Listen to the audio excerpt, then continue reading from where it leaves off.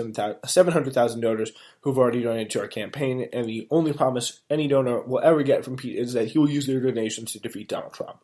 So, yeah, that's the defense there from the Pete campaign. But Slate journalist Ashley Feinberg ridicules Savitt's depiction of the exchange as nothing more than an innocuous offer to join the campaign. And I think it's very, very clear that she's got a point there. It's like, you will get access to this guy. They just don't say that very, very, like, willy-nilly like that. So, yeah, it's, but there, if you, this is literally the direct quote. Again, just the quote that the spokesperson said, the campaign did not see or authorize language used in the email, but is ridiculous to interpret it as anything more than asking potential supporters who may be interested in Pete to join our campaign before caucusing and voting begins.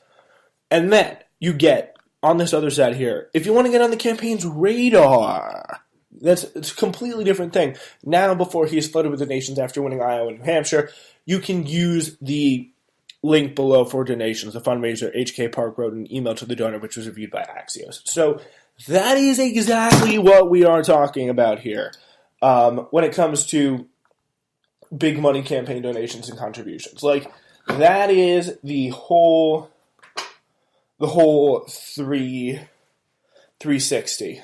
This is the reality of the situation right there. Yeah, so this is right out in front of us for really kind of everybody to see. The email was revealed just days after Buttigieg's rivals in the 2020 presidential campaign criticized the mayor's big fundraising during the primary debate recently in LA. One of those people who's not running, but is working intimately with someone who is running, that's Representative Alexandria Ocasio-Cortez, struck out at Pete Buttigieg on Saturday, telling attendees in a very nice beachside rally for Senator Bernie Sanders, it would have been cool to go there, to really kind of roasting him about the wine cave affair. Yeah, and that really was quite something to watch.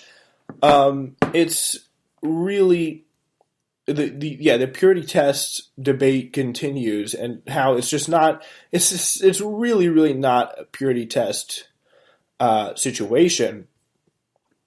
And yeah, this is AOC talking about people accusing her and Bernie Sanders and all the people who agree with them of trying to institute purity tests that they can't themselves meet.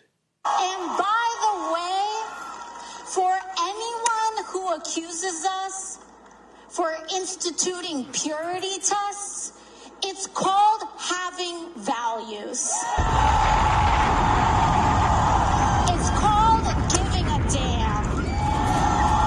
It's called having standards for your conduct, to not be funded by billionaires, but to be funded by the people, which is different. And I can tell you, as a member of Congress, when people say that there is no difference between being funded by a handful of wealthy people and being funded by small grassroots donations, let me tell you something.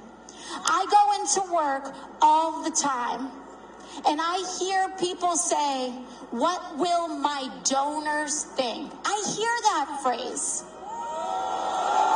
And I hear and I see that billionaires get members of Congress on speed dial and waitresses don't.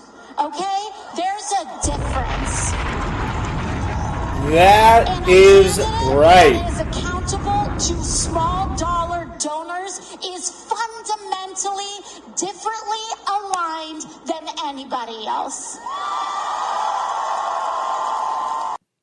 Yeah, so absolutely fire stuff from Alexandria Ocasio-Cortez. She's putting it out right out there. Absolutely coming out and slamming Pete Buttigieg. Like, this is what we all have wanted Bernie to say. He did a great job.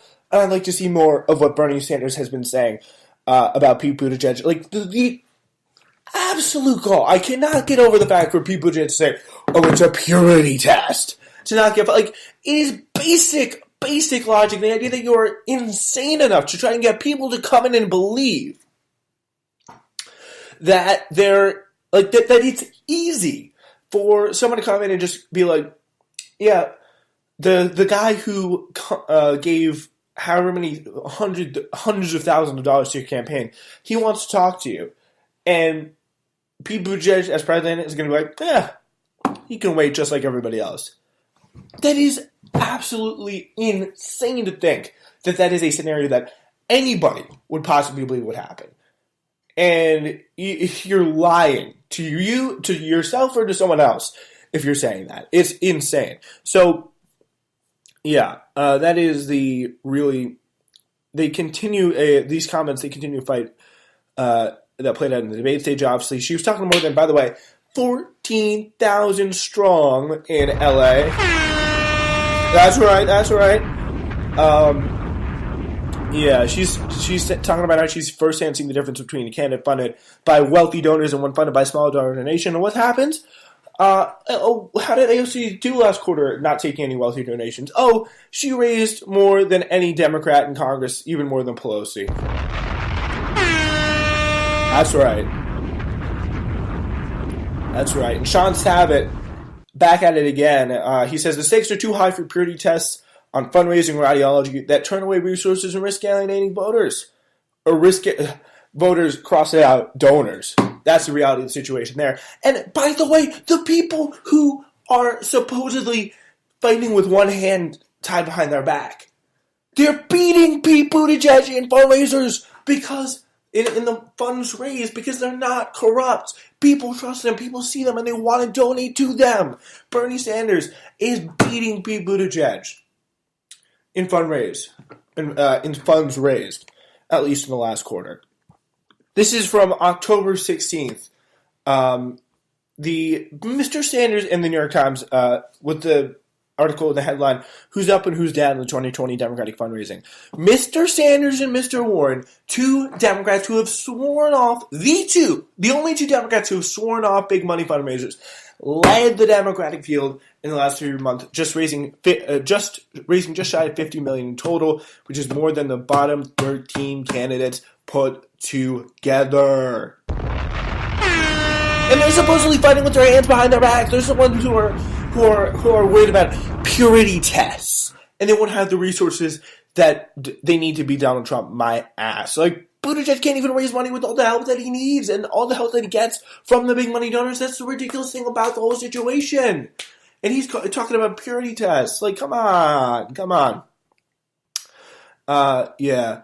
The back and forth between Buttigieg and Warren at the debate Thursday seemed to be damaging both candidates. That's the interesting thing, with some strike back at Elizabeth Warren for saying that the actual true thing that she did, yes, hold big money fundraisers when she was running for Senate and transfer them over, but obviously Bernie did not. Buttigieg fielding accusations that he's the elitist candidate, and Warren have to, again, answer for the hypocrisy I was talking about before. But I think we know who's going to get more damage out of this. It's very, very, very fair. But like the idea that Buttigieg finally is so satisfying to see that AOC and Bernie and Elizabeth Warren are teaming up to expose Pete Buttigieg for his really awful lies about the fact about not being able to compete with small donors. Yeah, you can compete very easily with small donors if you are popular, if you are people like you enough to donate to you. Even Andrew Yang. Andrew Yang's not doing well, but people see who he is as authentic. And he is one of the best donor bases out there. That's why he's in these debates. Because people think he's authentic. People think he's a real human. Like, if I look at how many individual donations Andrew Yang has had, he apparently now has 130,000 donors, and he in the first quarter of 2019 raised $1.7 million. He raised $10 million in the third quarter. And really, pretty much 99% of the donations were $200 or less. Average donation around $30. And he's not like... this is the third quarter he raised that amount of money. But like, it's insane to see what happens when you're actually authentic. You don't need the billionaires.